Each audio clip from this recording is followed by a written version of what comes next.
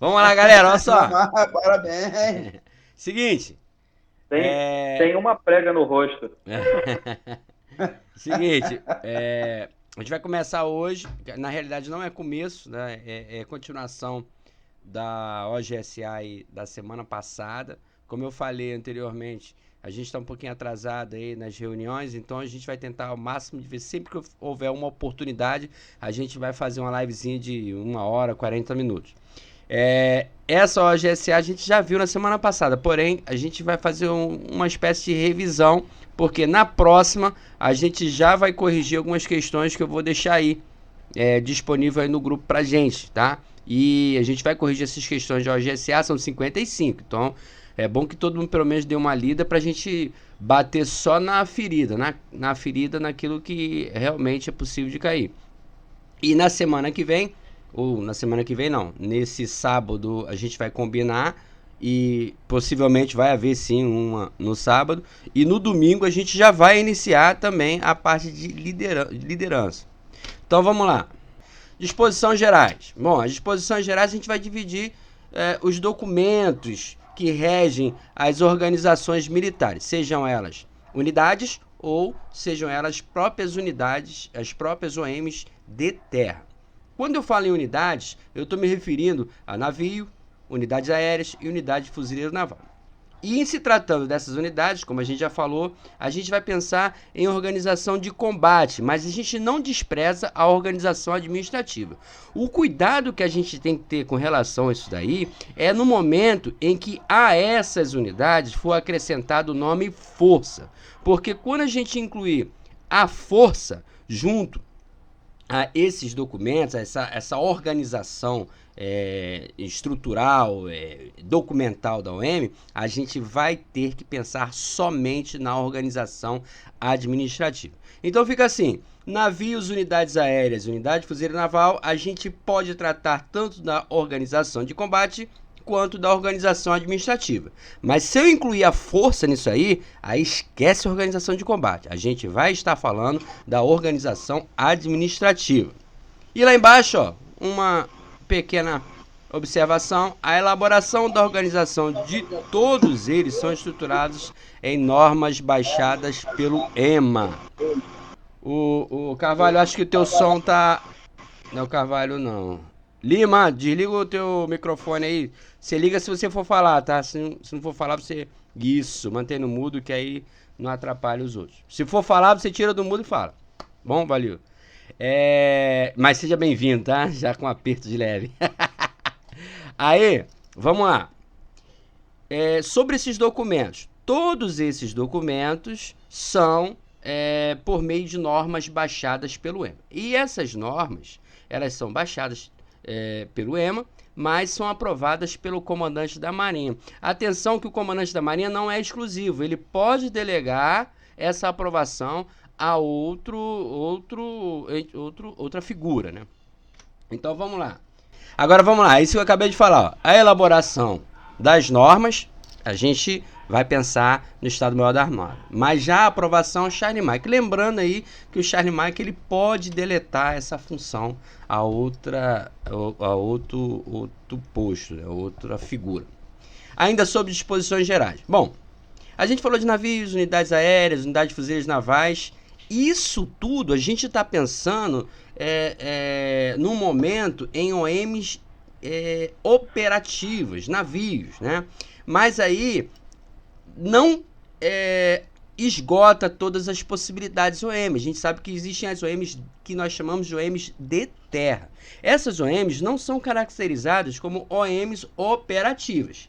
E por isso, elas abordam outros documentos, a saber, são 3. É o ato de criação, o regulamento e o regimento interno.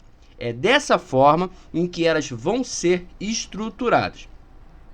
Agora a gente vai falar de um por um. Sobre o ato de criação. O ato de criação é justamente aquele documento que vai falar para a gente, vai designar o posto do comandante, se houver a necessidade de um núcleo de implantação. Aí, atenção, nem sempre quando alguém aborda o ato de criação, é lembrado esse último item, a constituição de um núcleo de implantação quando necessário. Normalmente, quando se fala em ato de criação, a pessoa já vai direto, propósito, subordinação, sede e posto de comando. Mas o núcleo de implantação geralmente é esquecido. E se eu fosse cobrar em uma prova, eu cobraria em cima desse último item aí. O que é o propósito? Bom, se eu vou criar uma OM, eu tenho algum propósito para essa OM. Se não houvesse a necessidade, alguma coisa ou objetivo a ser alcançado, eu não criaria uma OM. E se eu estou criando uma OM, eu tenho que inserir essa OM dentro do organograma e setar qual era a sua subordinação e o posto de comando. E se essa OM já foi criada, ela vai ter que ter uma sede, onde efetivamente ela vai constar física e não só no papel. E o núcleo de implantação é aquele momento transitório entre a realização dos documentos e efetivamente a existência da OM. Aí, nos sobram 2 documentos, e atenção, esses 2 documentos, eles formam um pacote dissociado do ato de criação, que a gente vai falar um pouquinho mais à frente, tá? Quanto ao regulamento e regimento interno. Em se tratando de regulamento, eu vou pensar em âmbito geral. Por quê? O regimento interno, o nome já diz, é interno. Se é interno, ele só vai tratar no âmbito interno. Agora, eles se complementam. Eu não posso dizer de maneira nenhuma que o regulamento ele complementa o regimento interno, porque o regulamento ele tem uma amplificação no sentido macro e o regimento interno não, ele já é uma atuação em sentido micro. Aí, quando eu falo interno, interno me remete a atividades rotineiras, então regimento interno, ele vai complementar o regulamento e vai disciplinar aquelas atividades que são rotineiras na OM. E aí vai ter um detalhamento, um ordenamento em nível interno. Já o regulamento, ele vai complementar, é claro, o ato de criação, só que vai ter uma visão em âmbito geral. Porque, como eu falei, o regulamento ele tem uma amplitude a nível macro. E características essenciais do regulamento é a caracterização da missão, da organização e das estruturas. E aí ele ainda fala que outros atos de interesse. Aqui um organograma simples só para entender, ó, ato de criação. O que ele aborda? Propósito, subordinação, sede, posto de comando. Note aí que o núcleo de implantação, quando necessário, ele não está disponível aí. Você vai ver muito isso nos diversos slides que você estudar sobre o ato de criação. Por quê? O núcleo de implantação é caso haja necessidade. Então, a gente não pode esquecer dele, tá? Regulamento, âmbito geral. Ele vai complementar o ato de criação e vai tratar da missão, organização e da estrutura. Já o regimento interno só vai disciplinar as atividades rotineiras da OM e lembrando que ele vai complementar o regulamento. Ainda sobre disposições gerais, aqui a gente não vai fazer uma confusão, né? Olha só, a elaboração dos regulamentos e regimentos internos, isso é de OM de terra, é pautada em normas baixadas pelo Estado-Maior da Armada. Note que o ato de criação não está nesse texto. Então, cuidado, se cair na prova que o ato de criação é regulamentado por norma baixada pelo Estado-Maior, não é uma verdade, tá? E, para todas elas, a competência que a gente já falou anteriormente, da aprovação, é do comandante da Marinha. Mas, lembrando que pode ser delegado. Mas o que seriam esses documentos? Bom, preparação para o combate e a conduta desse combate, e em se tratando de navios, unidades aéreas, unidade de fuzileiro naval, lembre-se, não estamos falando ainda da força. Quando eu estiver falando da preparação para o combate, então eu vou estar falando da organização de combate. Mas se eu inserir aí nesse meio a força, aí eu já não posso estar tratando exclusivamente da organização de combate. Eu posso estar me dirigindo à organização administrativa. Tem gente querendo entrar e tá dando erro. Aí a gente continua, o pessoal vai vendo se dá para entrar aí, tá bom? Então vamos lá, disposições gerais ainda, aí já está fechando tudo aquilo que a gente falou. as atividades administrativas do navio, unidades aéreas, unidades de fuzil navais, mas aí eu acrescentei a força, são regidas pela organização administrativa. Lembrando que essas normas, tanto a OA quanto a OC, elas possuem uma interação entre elas. Por quê? A organização administrativa, ela é elaborada com base nas necessidades, nos objetivos contidos na organização de combate. Por quê? Eu tenho a necessidade de combate, vou criar uma organização de combate que vai regulamentar todas as atividades para combate, e isso tudo vai ser fechado lá na organização administrativa, porque, como eu falei anteriormente, a organização administrativa ela vai surgir à medida que eu acrescento também a força a todas essas unidades.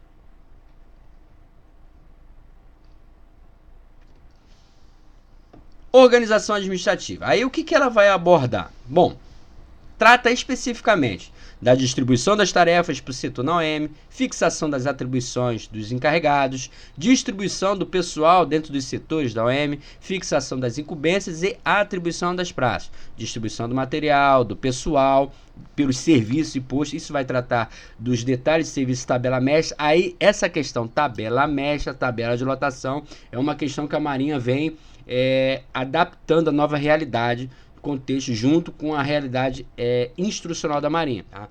Fainas comuns de emergência e sua execução. Aí atenção, ó, fainas comum e de emergência estão dentro da organização administrativa.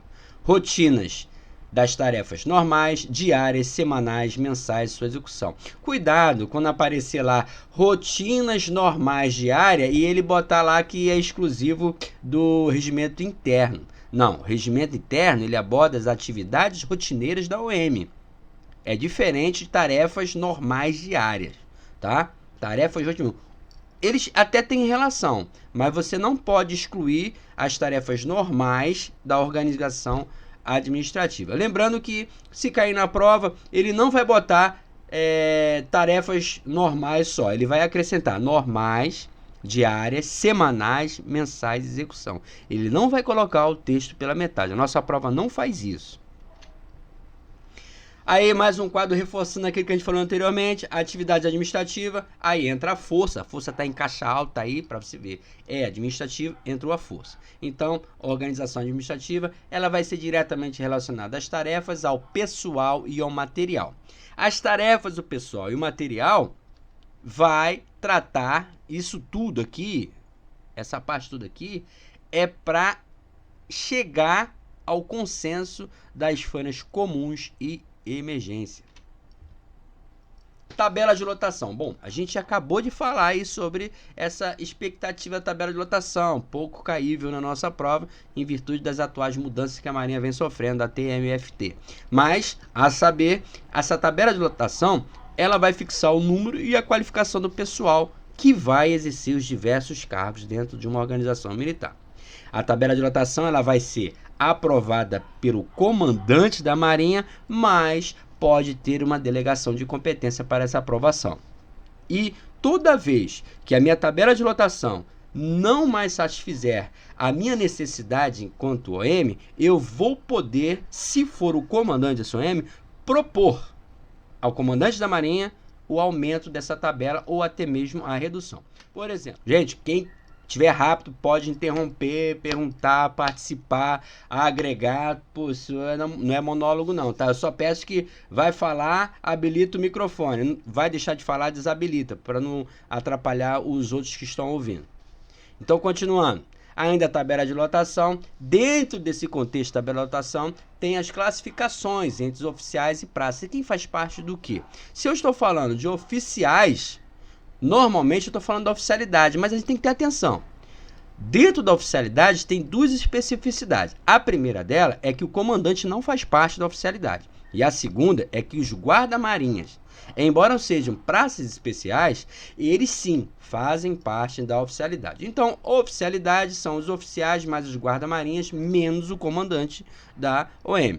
Aí se eu estiver falando somente dos praças, e aí não entra os praças especiais, então eu estaria falando da guarnição. Guarnição serão os praças que fazem parte da OM. E fechando isso tudo, oficialidade mais guarnição, lembrando que o comandante está de fora aí, tá? Eu estou falando de tripulação. Não está na nossa bibliografia, mas para ajudar o entendimento, se eu acrescentar o comandante, a oficialidade e a guarnição, eu estaria lidando com gente de bordo. Mas isso aí não está na bibliografia. Tá aí mais uma ilustração a respeito do que a gente acabou de falar. E agora, ó, ainda, né, para ressaltar aquilo que a gente acabou de falar, como é que está escrito lá na OGSA. Em caso em que uma tabela de lotação não mais satisfizer as novas exigências de serviço, será proposta pelo comandante, é o comandante da OM, a alteração da tabela já existente. Agora eu dei um salto e fui lá para a parte do Estado-Maior. Vamos lá. Características do chefe de Estado-Maior. Gente, eu pulei um traço enorme, tá? Porque isso aqui é revisão.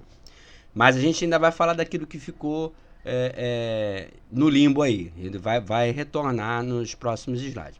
Bom, característica do chefe de Estado-Maior. Ele tem que ter o curso de altos estudos, né?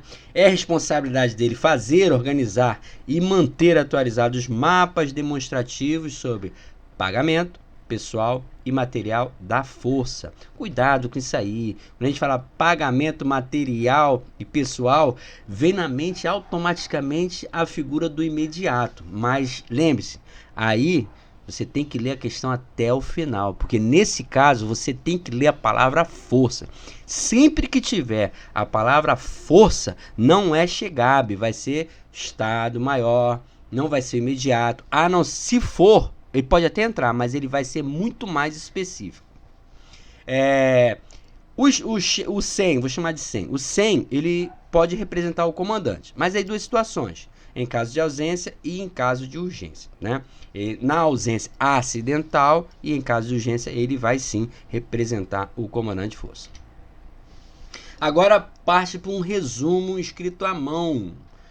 Da outra vez que a gente tratou desse slide, ele estava assim, eu achei por bem não modificá-lo, porque assim ele está bem explícito, né? Oficiais de Estado-Maior. Quando eu falo de oficiais de Estado-Maior, eu tenho que ter a noção que todos eles têm, por obrigação, ter o curso de altos estudos. Por que eu estou falando isso? Porque quando eu for falar de assistente e ajudante de ordens, vocês vão perceber que eles não precisam do curso de altos estudos, tá? Então, vamos lá, os oficiais. Esses oficiais, o do Estado-Maior, eles são responsáveis por elaborar os documentos que vão para a decisão do comandante.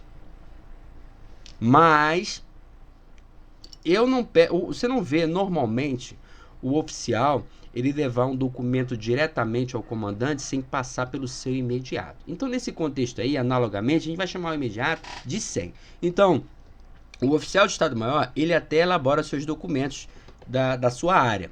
Mas antes de levar ao comandante, ele tem que submeter esses documentos ao chefe de Estado-Maior. Ele também vai usar, sempre que for lidar com um texto relacionado a oficiais de Estado-Maior, ele vai usar a expressão seu setor, tá? Ele vai manter o SEM informado sobre a situação do seu setor, vai executar as atividades da força relacionadas ao seu setor, ele contribui para o adestramento das OMs da força relacionada ao seu setor, sempre vai ter a expressão seu setor. Então, em se tratando de oficial de Estado-Maior, se eu quiser ter certeza se ele está falando ou não do oficial ou até do chefe de Estado-Maior, eu vou procurar seu setor. Se tiver relacionado ao seu setor, vai ser oficial de Estado-Maior. Agora, peculiaridade do oficial de Estado-Maior quando embarcado. Em viagem, é ele que manobra a força. Não se engane achando que quem está manobrando com a força é o chefe de Estado-Maior. Não é o oficial de Estado-Maior. Por quê? É o oficial de Estado-Maior que vai correr quarto lá junto com o oficial de manobra. Então, o oficial de Estado-Maior vai ter um velha-guarda designado no horário da operação da força que vai manobrar com essa força. Agora, ele vai manobrar, claro, que segundo a determinação do comandante da força, né? E, bem como, além de estar manobrando com a força, ele vai ser o responsável por fiscalizar o cumprimento das ordens dadas pelo comandante. Agora, mais um salto, vamos lá no Chegab. Bom, observe que lá no Chegab, a gente já começa a falar da figura do almirante. Ah, mas o chefe da força, ele pode ser almirante, o sem da força pode ser... Tudo bem, mas lá na bibliografia, ele não ressalta essa condição. Quando ele ressalta a condição de um almirante, assessoramento de um almirante, ele está falando do chefe de gabinete. A responsabilidade do chefe de gabinete. Bom, se eu sou um almirante, eu tenho correspondências. Eu não vou entregar uma correspondência particular, pessoal ou até funcional na mão do oficial mais moderno. Eu vou escalar o mais antigo e depositar na mão dele a minha confiança e os meus assuntos pessoais e funcionais. Então, quem é o mais antigo dessa cadeia? É o chefe de gabinete. Quem vai preparar e processar a correspondência funcional e também a pessoal do almirante? Vai ser o chefe de gabinete. Quanto às representações, bom, o chefe de gabinete, ele assiste as representações funcional e social. Assistir no sentido não é de ver não, tá? Ele vai apoiar, dar assistência, tá? Também uma das responsabilidades do chefe de gabinete, a organização da documentação histórica da OM. Aí, pausa. Lá no 100 da força, lá no chefe Estado-Maior, a gente tem o livro histórico da força. Não confundir com documentação histórica da OM. Documentação histórica da OM é Chegab. Quando for do 100, aí ele vai falar livro histórico da força. Vai ter a palavra força. Também uma das responsabilidades do chefe de gabinete programar e dirigir cerimônias e solenidades. Outra função dele é a preparação. Na verdade, não é ele que prepara, tá? Ele faz preparar as ordens do dia, ordem de serviço e as portarias. Ter atenção aí quanto ao documento que ele prepara, porque o assistente prepara outros documentos e o Chegab e o 100 da força também tem outros documentos. Lá no 100 não vou nem antecipar não, porque mais na frente a gente vai ter um quadro ilustrativo que vai discriminar cada um desses eventos aí. Tá? Mas só ter atenção que tem diferença.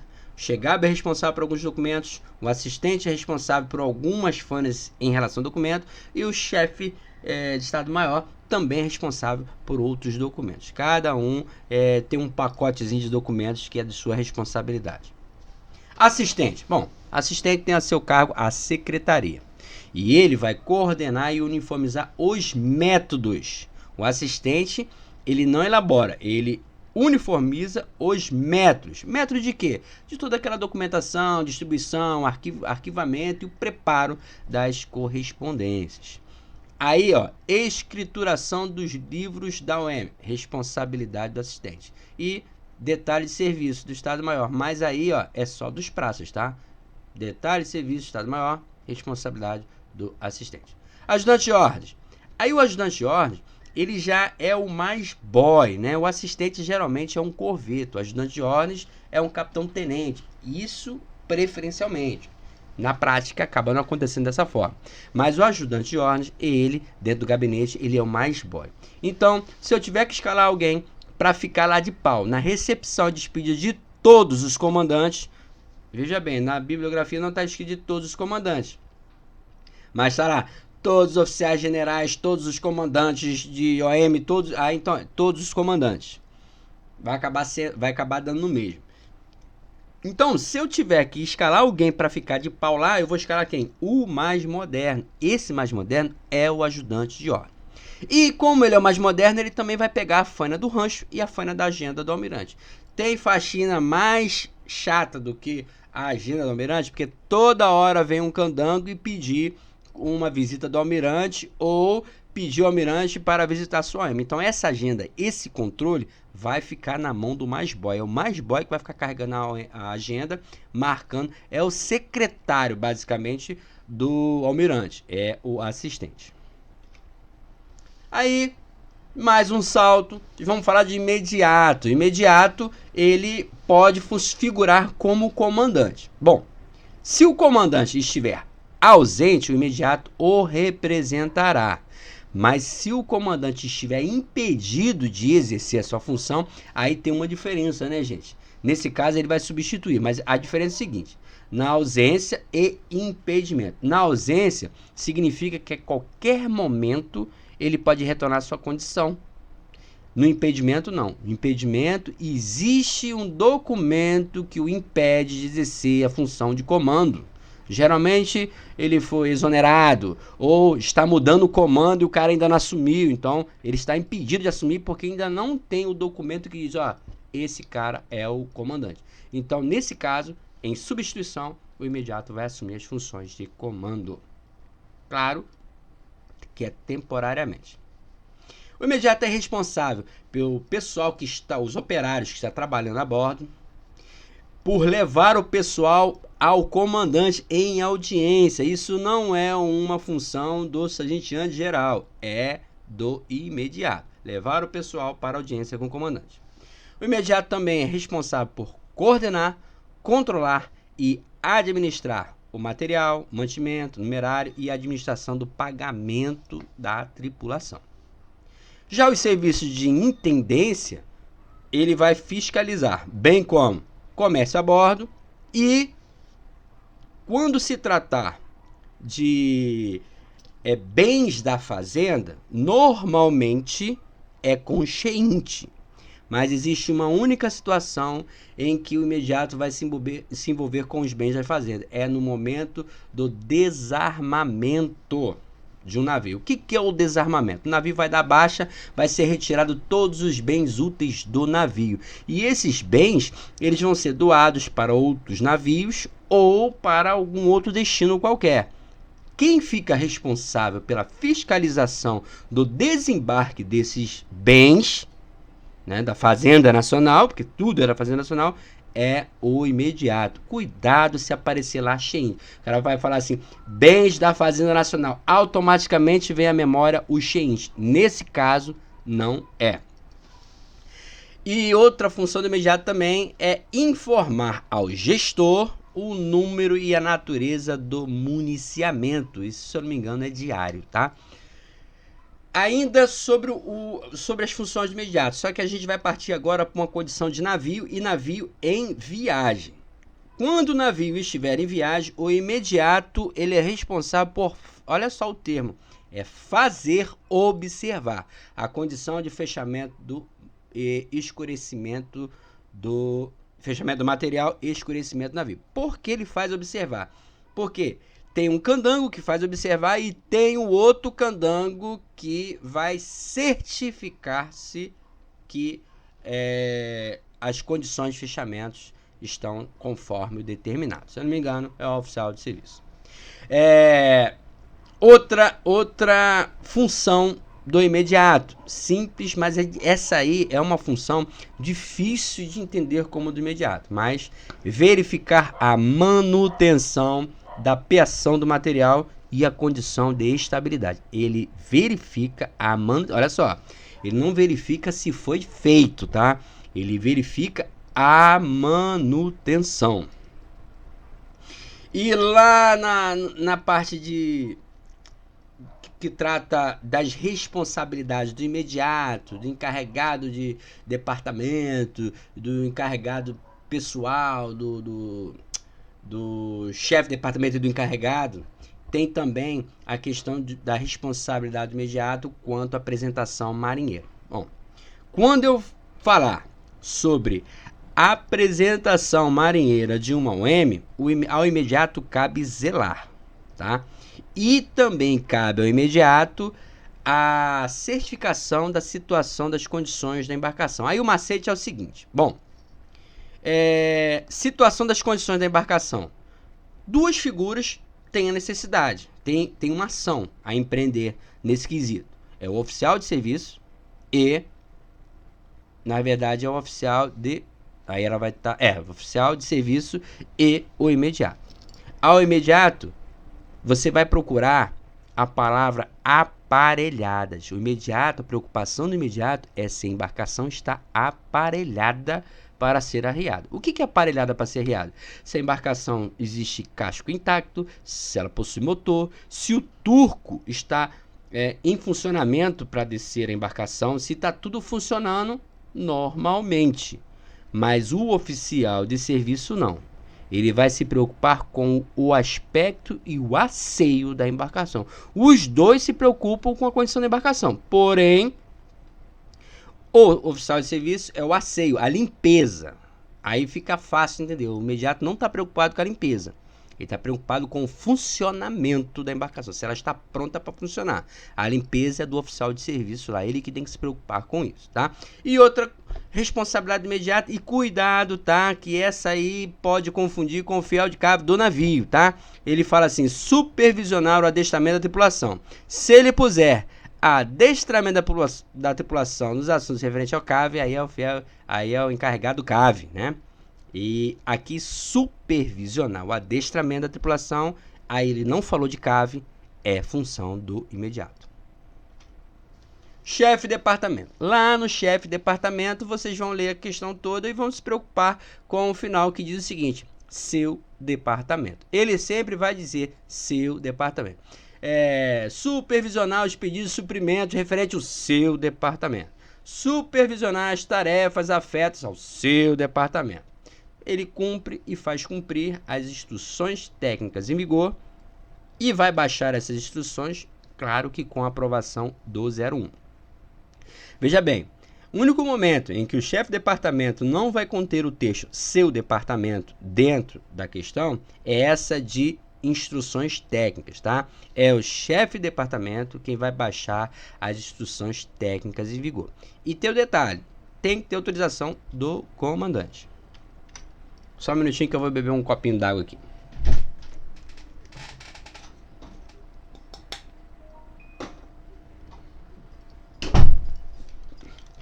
Vamos lá. EGA. O que é o EGA? Na verdade, a nossa bibliografia ela não fala na figura do EGA. Ela dá outro nome. É o encarregado encarregado do convés, encarregado do armamento, né? Mito. É o chefe de departamento de convés ou o chefe de departamento de armamento. A essa figura, que a gente conhece mais corriqueiramente como EGA, a borda, a gente chama de EGA, cabe a supervisão das fainas marinheiras. Aí, voltando um contraponto. Bom, quanto à apresentação marinheira, o imediato cabe zelar. Ao EGA, supervisão das fainas marinheiras, tá? E ao oficial de serviço, o asseio e o bom aspecto da apresentação marinheira do navio. Chefe de saúde. Aí, chefe de saúde tem aquelas medidas profiláticas, isolamento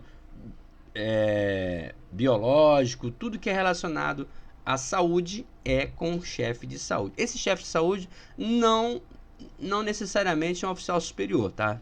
Muitas das vezes só tem um médico a bordo e ele é o chefe de saúde.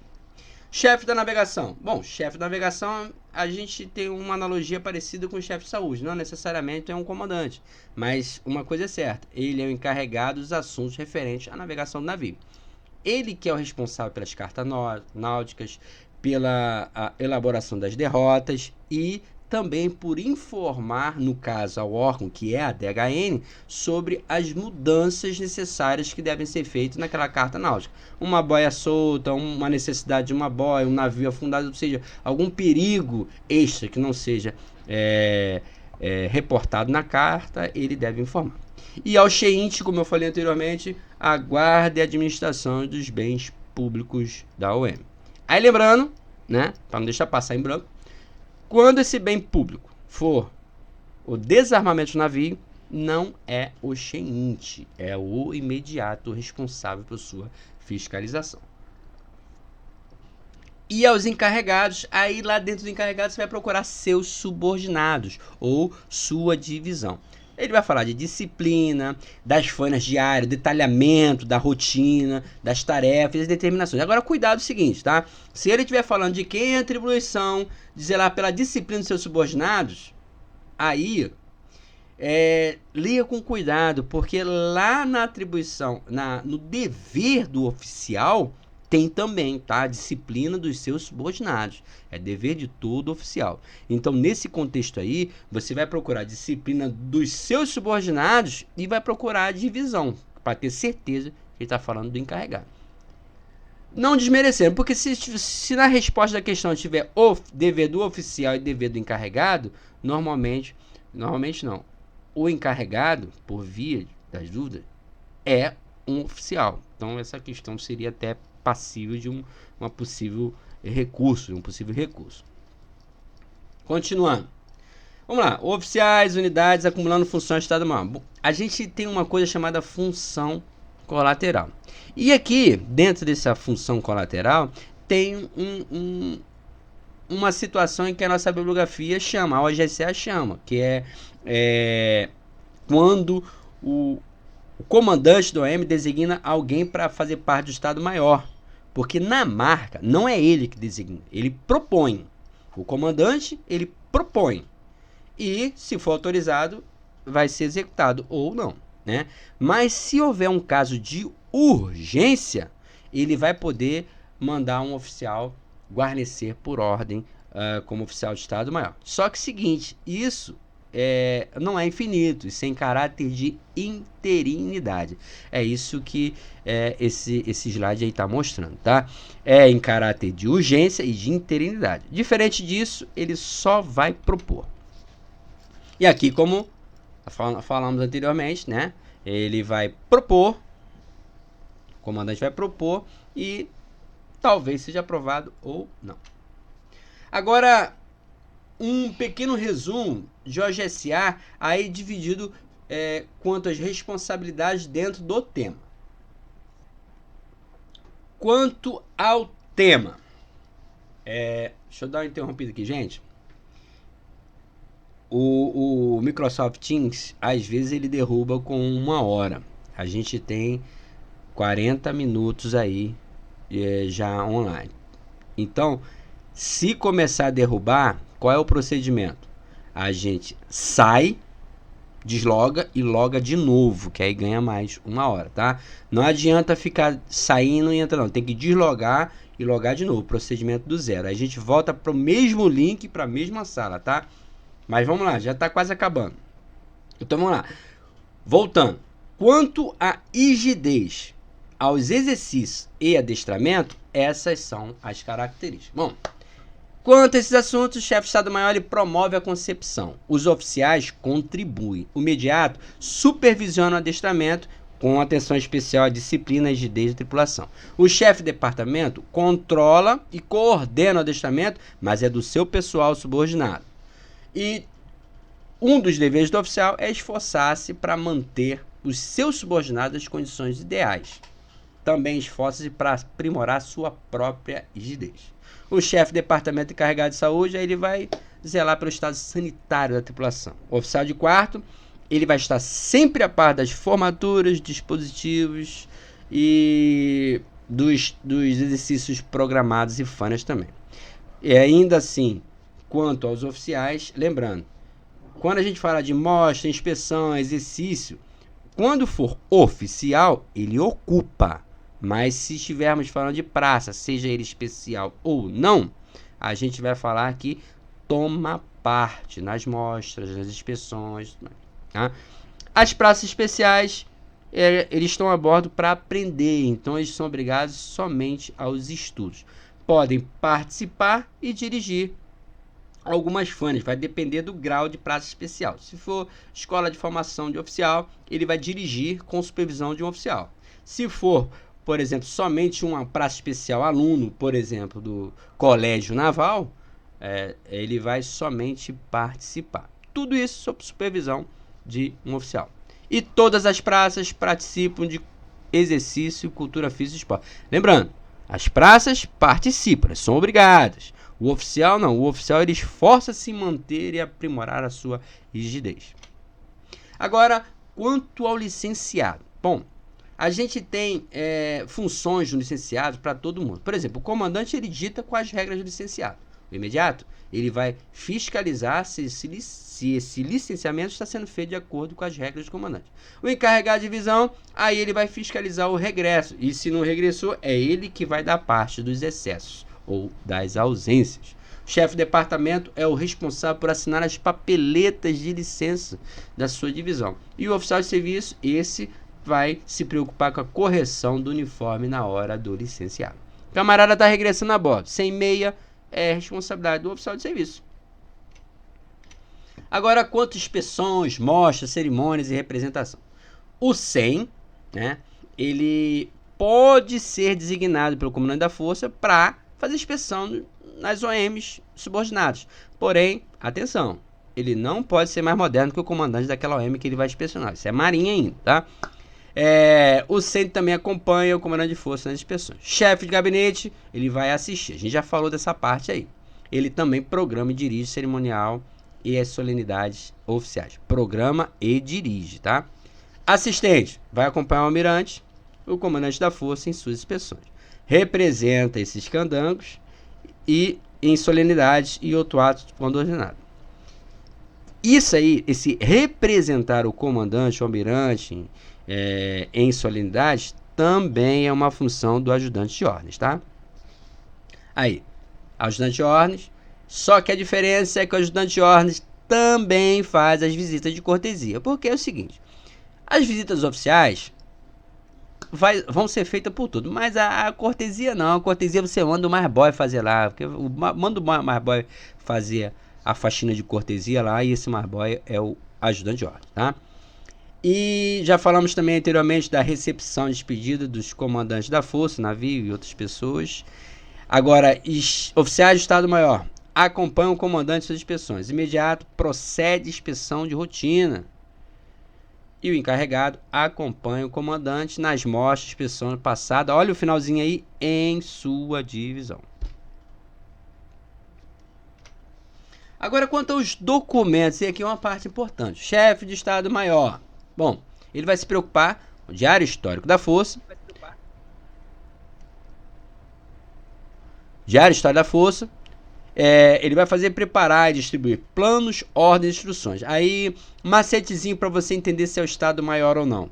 Bom, instrução, planos, olha só. Quando você fala em planos e instrução, quem está planejando algo? É a força, né? A força que vai operar. A força opera a partir de um plano. Então, quem planeja, quem prepara, distribui planos é a força. Instruções também. Se eu estiver falando lá do Chegab, aí o Chegab ele já está trabalhando dentro do gabinete, vai se preocupar com ordem de serviço, ordem do dia, portaria. E o assistente está mais voltado à questão do arquivamento, processamento, distribuição das correspondências. Aí, escrituração dos livros da OM é assistente, tá? E diário histórico da força é SEM da força. O diário histórico da força não é muito difícil de entender não, porque é da força. Diário histórico, você fica na dúvida, mas quando ele bota da força, tem que ser alguém da força. E nesse caso, é o chefe de Estado-Maior. Se eu estiver falando de escrituração, olha só, não é poder dos livros da OM, é escrituração dos livros da OM. Então, nesse caso, assistente. Oficial de Estado-Maior, ele vai elaborar os documentos e levar para apreciação do SEM. Quando ele estiver em serviço de quarto em viagem, lembra que eu falei anteriormente que vai ter um oficial da força de serviço lá junto com o oficial de quarto? Então, nesse caso, ele vai ser responsável por registrar os eventos, os sinais táticos e o também que foi emitido para ele, que foi recebido. Oficiais de gabinete, eles vão elaborar o documento dentro da sua área de atuação e vai também mandar para apreciação. Imediato, vai organizar e também assinar os documentos administrativos da OM. E o encarregado, somente os da sua divisão. Agora aquele resumo manual, né? OGSA sobre serviços de oficiais. O serviço de quarto em navio, ele não... Primeiro, serviço de quarto, ele é inferior a 6 horas, tá? Até 6 horas é serviço de quarto. Acima de 6 horas já não é mais serviço de quarto. Agora, dentro do serviço de navio em viagem, a gente tem um número de divisões e a duração dos quartos. sempre vai ser o Comissup que vai regulamentar esse número de divisões. Só tem uma única situação que entra o comandante, é quando o navio estiver em viagem. Quando o navio estiver em viagem, o número de divisões de serviço pode ser alterado pelo comandante do navio. Em todas as outras situações, isso vai ser regulamentado pelo Comissup. Serviço de quarto, navio, ele pode ser de 3 a 6, né? Só eu costumo pensar da seguinte maneira: número de divisões, navio em viagem. Em viagem é 2x1 ou 5x1, não pode passar disso. Isso aí vai dar 3 a 6, que é o que está na bibliografia. 3 a 6.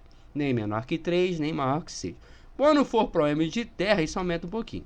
Agora, a duração de quarto, ou seja, o período em que você efetivamente vai estar guarnecendo o serviço. Normalmente de 4 a 6 horas. Aí tem um esqueminha aí. Se você fala serviço de quarto, então se um dia tem 24 horas, você divide por 4, você vai ter 6 horas. Então o máximo é 6 horas. Mas em viagem pode cair de 2 a 6. Oficial de quarto geralmente é um oficial intermediário subalterno do corpo da armada. Oficial de quarto é efetivamente aquele militar oficial, né, que está lá no passadiço fazendo o controle da manobra, né? Oficial de quarto, não é oficial de serviço, é oficial de quarto. Aí existem situações. Bom, normalmente o 01 e 02 não concorre a essa escala de oficial de quarto, mas o 02 pode entrar se o número de oficiais do navio for menor que 2. Aí, se só tiver 2 oficiais, o imediato entra de pau. For menor que 2, né? Se tiver só um, o imediato entra de pau. Para ficar pelo menos 1 por 1. 0 por 0 não dá, né, gente? Agora, outras situações, se o navio estiver fazendo uma travessia e essa travessia for maior que 12 horas, aí eu posso botar os guarda-marinha para dar pau. E na ausência desses guarda-marinha, o mestre pode assumir a função. Lembrando que, para que eles possam exercer essa função, eles têm que ser devidamente qualificados. Somente em travessias acima de 12 horas. O oficial de quarto também é responsável por fazer inspecionar o aparelho de governo do navio. Isso e a agulha magnética. Isso é fácil para quem é do quadro de máquinas perceber, porque a gente sabe que quando nós estamos de pau de quarto no CCM, toda etapa antes de passar o serviço tem que alguém lá no aparelho de governo, na agulha magnética, verificar se está tudo em ordem. Mas para o pessoal que não é de máquinas, perceber isso já é um pouquinho mais complicado. O oficial de quarto ainda não pode fazer sinais. Aí é os sinais que ele não, na verdade ele não pode fazer sinal nenhum, com 3 exceções, né? Se for em situação de emergência, navegação, marcha ou manobra ou reconhecimento. A bibliografia ela fala não pode fazer exceto, então é um trava-língua, né? Só você pensar o seguinte: o oficial de quarto não pode fazer sinal nenhum, com 3 exceções: reconhecimento, navegação, marcha ou manobra ou emergência. Aí vem aquela figura, capitão-tenente com mais 6 anos, dando serviço de hóspede, ele pode dar o serviço de hóspede de acordo com 01, né? Fundeio, atracação e amarração, se for ficar por período menor que 24 horas, o comandante pode manter o regime de viagem, tá? Ainda o oficial de quarto se certifica da condição de fechamento de estanquidade. Olha só, o oficial de quarto certifica-se, mas quem faz observar? É o imediato, tá? Então, a gente falou anteriormente, só estou retornando, tá? Fechamento do material e estanquidade do navio, o imediato faz observar. Mas quem se certifica se realmente tá é o oficial de quarto. Agora pergunta, o oficial de quarto vai lá olhar se a porta está fechada? Não, ele vai chamar o polícia, vai lá verificar se a porta tal tá fechada. Verifica a condição, é ele que vai certificar. E o imediato vai chegar, oficial de manobra, já verificou a condição de fechamento? Sim, já mandei o polícia lá fechar ou abrir as que não deveriam estar fechadas, tá? Não permitir lanchas a contrabordo. Aí tá, o oficial de quarto ele não vai permitir lanchas a contrabordo, certo? Oficial de serviço, oficial de quarto. Só que seguinte, nesse ponto a OGSA ela diverge com a arte marinheira, ou seja, o anexo Alf Bravo, porque lá no anexo Alf Bravo ele diz que não pode de jeito nenhum. Aqui, se o camarada for oficial general ou comandante de força, ele vai poder atracar sim, tá? Por um tempo determinado, mas vai poder. A única coisa que as duas são comuns é que o mestre da embarcação, o patrão da embarcação, dessa embarcação miúda não pode se ausentar. Aí vem atribuições de imediato, fazer observar, e a gente acabou de falar do oficial de serviço, que é certificar. Aí tá um errinho aqui, tá? Aqui tá na parte do oficial de quarto, mas quem faz certificar é o oficial de serviço. Por quê? Fechamento do estado material e estanqueidade do navio. Serviço de estado. Bom, aí o serviço de estado a gente já está pensando em navio atracado ou em OM de terra. Bom, se o navio está atracado ou OM de terra, então o serviço já deixa de ser 2x1, 5x1 para ser 3x1, 7x1, que aí são, na nossa bibliografia diz o seguinte, de 4 a 8 divisões. Só que a gente sabe, se forem 4 divisões, o serviço é 3x1. Se forem 8 divisões, o serviço é 7x1. Então, eu, particularmente, decoro dessa forma. Se navio em viagem, 2x1, 5x1. Se no chão, atracado, 3x1, 7x1. É mais fácil para mim, no meu entendimento, né? E a duração do quarto, mais de 6 horas até 24 horas, porque é serviço de estado, né? Um serviço que a gente chama de serviço diário. O oficial de serviço, quando é que ele repousa? Bom, todas as vezes em que o oficial de serviço estiver em repouso, quem vai assumir as fanas é o contramestre. Olha só, ele vai assumir a fana, não a responsabilidade dela, tá? O oficial continua sendo responsável pelas fanas, por tudo que acontecer não é. Mas durante as refeições, ele vai ter repouso relativo, o oficial de serviço, né? Durante a volta, exercício, até o silêncio, também é relativo. Agora, após o silêncio até a alvorada, aí ao oficial é garantido o repouso completo, ou seja, ele pode lombar. Aqui, esse quadro aqui demonstra isso que a gente acabou de tratar. Nesse aqui é uma relação entre o oficial de serviço e o oficial de quarto ao assumir o serviço. Quando a gente falar de oficial de serviço de estado, ou seja, navio atracado ou M de chão, ele vai assumir o serviço, mas vai se preocupar com a condição e operação de segurança, ordem de 0102, reparos da guarnição, viaturas que saíram de bordo de serviço e a situação de presos caso haja. Já se for um oficial de quarto, aí a gente está pensando em navio normalmente em viagem, né? Quando estiver em viagem, ao assumir serviço, esse oficial vai se preocupar com a situação tática, posição do navio, o rumo que ele deve seguir, qual o regime de máquina, a posição dos outros navios em relação a ele e vai observar os livros de ordens noturnas. O oficial de serviço é responsável pelo asseio e o aspecto marinheiro da OM e das embarcações. Aí, novamente, repetindo, o oficial de serviço é responsável pelo asseio, mas quem faz zelar por isso tudo é o imediato. Agora, atributos morais e profissionais. Aí tem um mnemôniozinho, que vocês sabem que eu conto uma historinha a respeito disso. Depois, se alguém ficar na dúvida, eu posso repetir a história. Mas eu já escrevi aí mais ou menos. Ó, não, vou contar. Lá no CIA, quando eu era instrutor, que tem gente nova no grupo, né? No CIA, quando eu era instrutor, normalmente os DTs entravam com uma turma de 40, 50, até 60 militares e quando terminavam com 20. Porque muito DT é expulso da Marinha por falta de aproveitamento. A Marinha bota o pessoal crueira para cursar DT justamente para expulsar o cara e não ter trabalho com justiça, né? Então eu botei, pensando nisso, eu botei assim: conheci 5 DTs cujo nome começam com C, os 5 foram reprovados e levaram pau. Então o mnemônio é o seguinte: 5C para o DT levar pau. As 5C, conduta profissional, conduta pessoal, coragem moral, critério, cooperação. Pro é probidade, D, discrição, T, tato, lealdade e PA, presença de ânimo. Note que, como a Glaucia fala sempre fala, nenhum dos atributos morais começam com vogais. Tem questões que já caíram em prova e se você soubesse que nenhum atributo moral começa com vogal, teria acertado em menos de 5 segundos. Agora, se eu tenho atributos morais, eu tenho atributos profissionais. Aí o atributo profissional, você trabalha muito o ano todo, quando chega o carnaval, tu quer ir para onde? Bahia. Então, lá na Bahia, são 4C e leia aí. E leia aí, é uma expressão baiana, né? 4C seria capacidade de decisão administrativa profissional, cultura geral. I, de iniciativa, L de liderança, expressão oral, são duas, né? Oral e escrita, inteligência e aptidão para o serviço. Agora a gente vai falar um pouquinho sobre as normas e procedimentos, mas deveres e responsabilidade. Não vou ler isso aqui porque a gente já leu, né, no domingo. A gente já bateu isso aí. E eu só vou reforçar o seguinte macete. Quando nós estivermos falando de dever, o verbo vai estar no infinitivo, tá?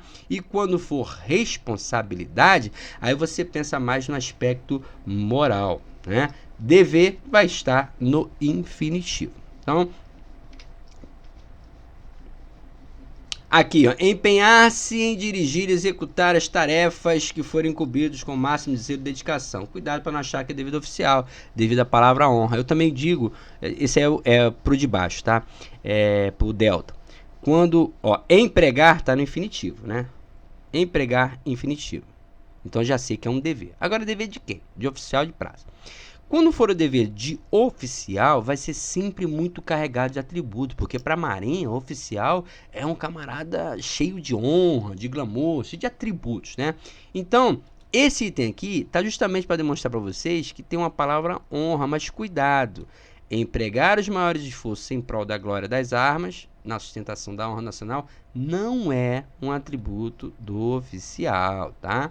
Não é, ó, é o dever de todo mundo, todos os oficiais e praça, tá? Esse aqui é o único gatilho aqui que a gente começa a confundir, tá?